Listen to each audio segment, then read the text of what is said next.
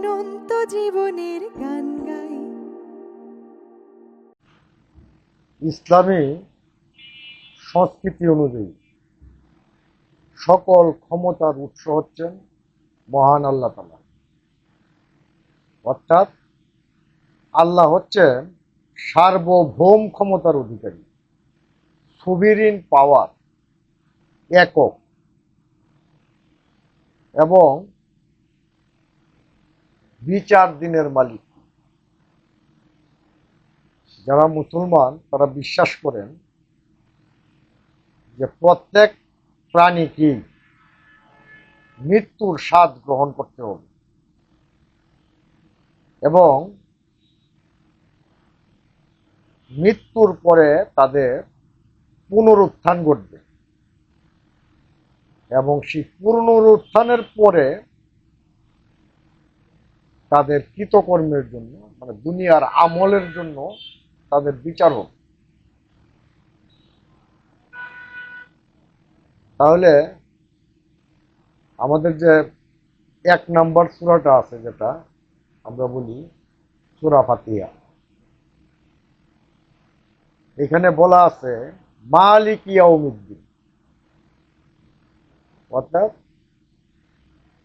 তিনি বিচার দিনের মালিক। ইহদিনাস সিরাতুল মুস্তাকিম, তুমি আমাদেরকে সরল পথ দেখাও। হে আল্লাহ, আমাদেরকে সরল পথ দেখাও। প্রশ্ন হইল, আমরা কি সরল পথে আছি?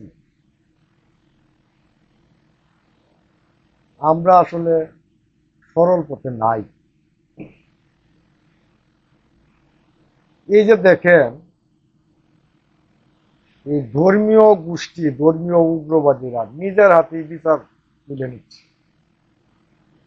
অর্থাৎ আল্লাহ যে বিচার করবেন পরকালে, এই সুযোগটা তারা দিতে রাজি না।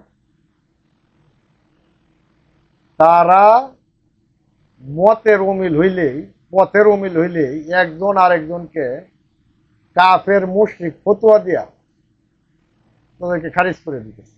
বিচার দুনিয়াতেই বিচার করে ফেলতেছে। মানে আল্লাহর জন্য আর বিচার তারা রাখতে রাজি না। এই যে দেখেন, একটা বিশৃঙ্খল পরিস্থিতিতে, আচ্ছা এই যে মাজার যে ভাঙেন আপনারা, এটা এই বিচারের দায়িত্ব আপনাদেরকে কে দিছে? বিচারের দায়িত্ব আপনাদেরকে কে দিছে? আপনারা লাশ পুড়াই ফেলেন, লাশ কবর থেকে উঠে আইনে, তারপরে মানুষকে গিয়া, একটা ভিন্ন মতের মানুষকে গিয়া আপনারা গিয়া হত্যা করে ফেলেন কোবায়া। এই বিচারের দায়িত্ব কি আপনারা কেউ দিছে না? আল্লাহ বলছে যে আমি বিচার দিনের মালিক, যে বিচার তো আল্লাহ করবেন। বিচার করার আপনি কে? কে রে ভাই, আপনি কে? আপনি ধর্মীয় দৃষ্টিভঙ্গিতে কি বিচার করার আপনি কেউ? বিচার করতে পারে কে পারে? দুনিয়াতে বিচার করবে রাষ্ট্র, বিচারকে রাষ্ট্র কর্তৃক নিযুক্ত বিচারক, রাষ্ট্রীয় আইনে। সে আইন রাষ্ট্রীয় হইতে পারে অথবা শরিয়া হইতে পারে, এতে সমস্যা নেই। তবে একটা আদেশ লাগবে, একটা অর্ডার লাগবে একজন বিচারকের। সেই বিচারকের অর্ডারের পরেই সেই বিচার কার্যকর হবে, দণ্ড কার্যকর হবে। আপনার মনে হইলো যে আমার সাথে মিল হইলো না, আমার মতের সাথে মিল হইলো না, তো আমি এই বিচার করে ফেলো, তা আপনি তো আল্লাহরেও মানলেন না। আরে ভাই, আপনি তো আল্লাহরেও মানলেন না। আল্লাহ যে বলছেন যে আমি বিচার করব, সেই অপেক্ষায় আপনি থাকলেন।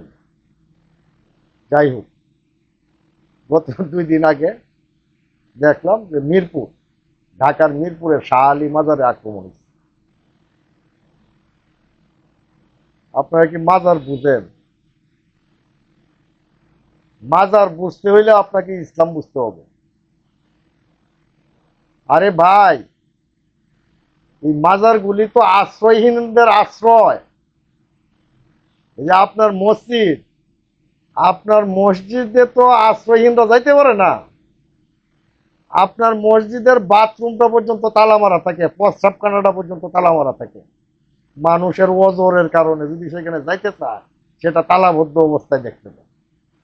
এমনকি যারা নামাজ পড়ে মুসল্লিরা, তারাও সেই বাথরুমগুলি ব্যবহার করতে পারে না নামাজের ওয়াক্ত ছাড়া। এই হলো আপনাদের ইসলাম কায়েম।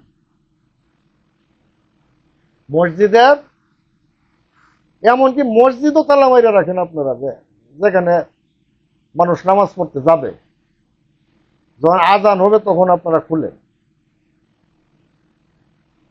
কিন্তু দেখেন কত উন্মুক্ত বাজার, কত উন্মুক্ত একটা জায়গা। এইখানে মানুষ যে হালতে থাকে সেই হালতেই বাজারকে দেখতে পায়। সেখানে যাইতে পারে মানুষ, সেখানে গিয়ে তারা কেউ বাজার জিয়ারত করে। সবাই সেখানে শিরক করতে যায় না, আল্লাহর সান্নিধ্য লাভ করতে যায়, অলিয়া উলিয়ার স্মৃতিচারণ করতে যায়, তাদেরকে স্মরণ করতে যায়। তাহলে আপনার এরকম কি, আপনার মাথার মধ্যে যদি উকুন হয়, মাথার মধ্যে উকুন হইলে আপনি কি মাথা কাইটে হলাই দিবেন? পুরা মাথায় কাইটে হলাই দিবে?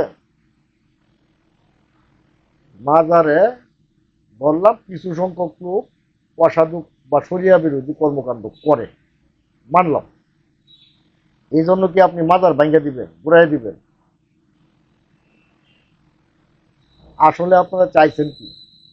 আপনারা এই দেশটাকে অস্থিতিশীল করে রাখতে চান, ধুলা পানিতে মাছ শিকার করতে চান, চাঁদার ভাগাভাগি চান। ওই যে বাজারে তো মানুষ স্বেচ্ছায় দান খয়রাত করে, এইখান থেকে আপনারা ভাগ বাটোয়ারা চান। এই অর্থনীতি থেকে, মাজার অর্থনীতিটাকে আপনারা ধ্বংস করতে চান, ধ্বংস করে আপনাদের দিকে অর্থনীতি ডাইভার্ট করতেছেন মানুষ। বিষয়গুলি ধর্মীয় ইস্যু না, রাজনৈতিক এবং অর্থনৈতিক। আর ধর্মকে আপনারা ব্যবহার করছেন। আমরা আশা করছিলাম যে একটি নির্বাচিত সরকার ক্ষমতায় আসার পরে এইগুলি বন্ধ হয়ে যাবে, মানুষ স্বস্তির শ্বাস ফেলবে।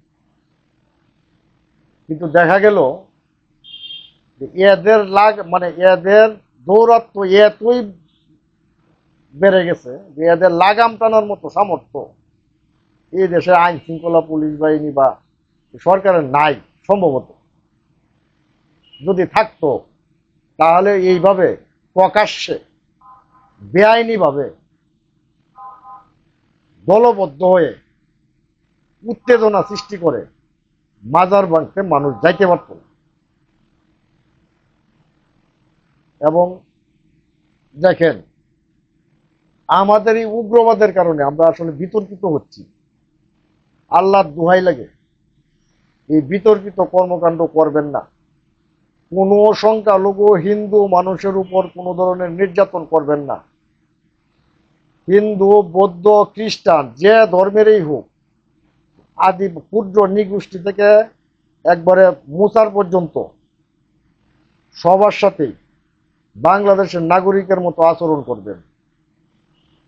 কারণ আপনার ধর্ম আমার ধর্ম এটা একটা ফালতু ধর্ম না, এটা মানুষকে ভেদাভেদ করতে শিখায় নাই।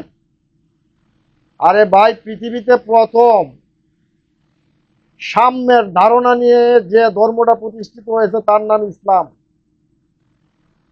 আর আপনি সেই ধারণাকে ভেঙে দিচ্ছেন, একটা উগ্র সাম্প্রদায়িক বা উগ্র